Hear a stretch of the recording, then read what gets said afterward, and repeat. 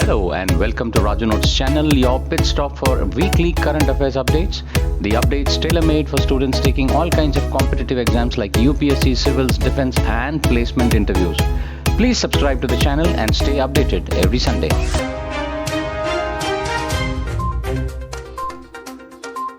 South-Western Command of the Indian Army conducted integrated firepower exercise Shatrunash at Mahajan field firing ranges in Thar Desert of Rajasthan this week. The exercise witnessed use of multifarious firing platforms in an integrated manner involving both ground and aerial maneuvers. Various actions including ion of troops, offensive ground actions involving comprehensive coordinating incorporating contemporary technologies in a multi-domain environment. Real-time communication and sharing of common operating pictures among various participants to overcome emerging threats were practiced and skills were honed. While lauding the standard of training of troops, Lieutenant General A.S. Binder, General Officer Commanding-in-Chief, Sapta Shakti Command, appreciated the participation and synergy amongst various combat and combat support arms. He also commended exploitation of capability of indigenous platforms inducted as part of the Atmanirbhar Bharat or Make in India initiative. Furthermore, the General Officer Commanding-in-Chief reiterated the need to constantly explore new fighting methodology and enhancement of own capabilities to fight future wars. The world's top meteorological body has decided to end the practice of adding leap seconds to official clocks to keep them in sync with Earth's rotation from year 2035. The decision was taken in a meeting of global representatives at General Conference on Weights and Measures (CGPM) in Paris on Friday. So, what is leap second? In the time standard which we follow, the Coordinated Universal Time or the UTC has a day that lasts 86,400 seconds. A second on UTC, which becomes the reference for an international time zone, is calculated by averaging signals from around 400 atomic clocks. These clocks are so accurate that they lose only about a second in 140,000 years. However, the average length of the day is not always 24 hours, but depends on how long it takes for the Earth to rotate around the Sun, that is the solar time. According to NASA, it takes about 86,400 seconds long. So leap year seconds or leap seconds are added to stop the UTC going out of sync from solar time at the rate of about 1 minute every 90 years. A leap second is normally inserted either on June 30th or December 31st. The fourth edition of the Indo-Pacific Regional Dialogue (IPRD) was held in Delhi this week. IPRD is an apex-level international annual conference of the Indian Navy. The National Maritime Foundation is Navy's knowledge partner and chief organizer of each edition of the event. The theme of IPRD 2022 is the Operationalizing the Indo-Pacific Oceans Initiative. It had 6 professional sessions spread over 3 days period. As part of the event, globally renowned speakers and eminent panelists explored how the areas of maritime cooperation could be optimally and inclusively operationalized. In addition, was the Madagascarian session, which would included the addresses from Defence Minister Rajnath Singh and Environment Minister Bhupendra Yadav.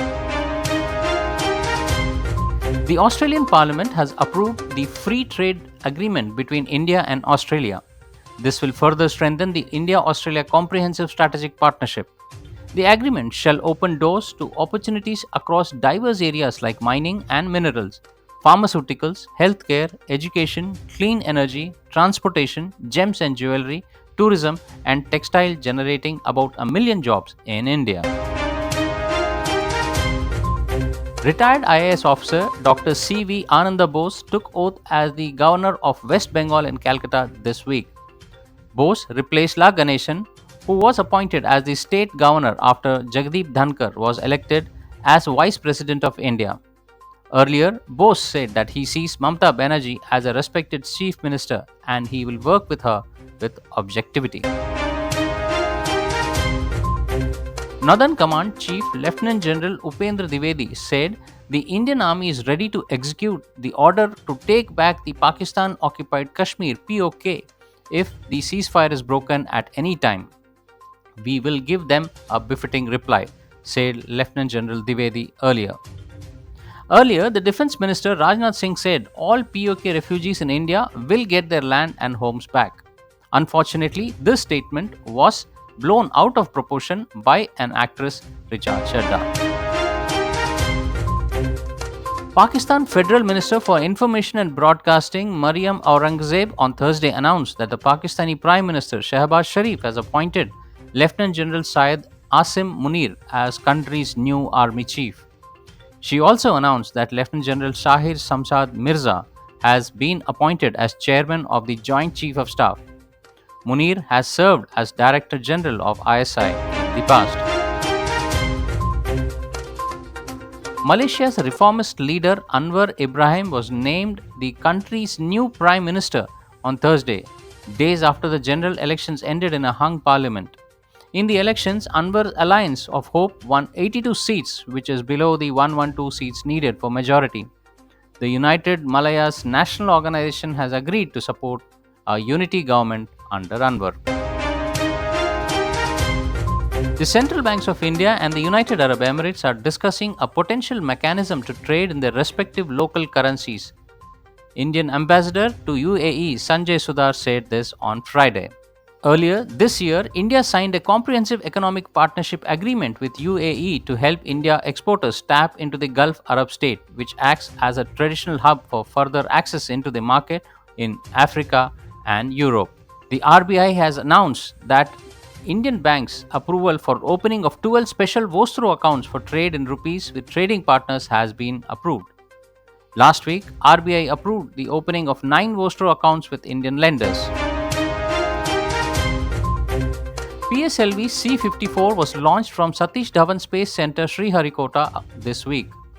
The payloads include Ocean Monitor, Sea Surface Monitor, Q-band Scatterometer and Argos, a French payload that will reinforce the existing fleet of Indo-French satellites working on weather surveillance that are already in the orbit.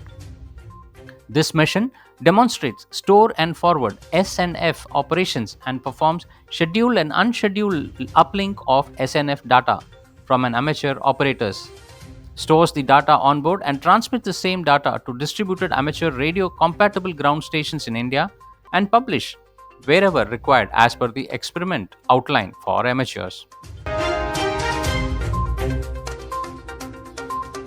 And now for the segment where we see the events that unfolded this week back in history.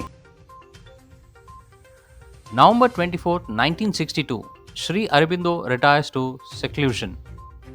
On this day, 96 years ago, Sri Aurobindo retired from daily contact with his disciples and placed Mother Meera Alfasa in charge of their care. He then saw them only few times a year on the Darshan days. Aurobindo Ghosh was a revolutionary freedom fighter of India who renounced the world to find himself. November 25, 1839, cyclone kills 3 lakh residents of Koringa.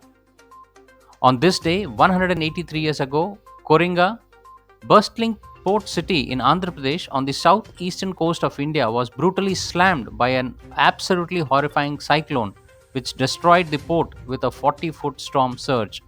This storm caused the third largest number of deaths ever by a tropical cyclone. In fact, the term cyclone was coined to describe this mayhem. Ironically, called the Hope Island, Koringa today stands as a humble village.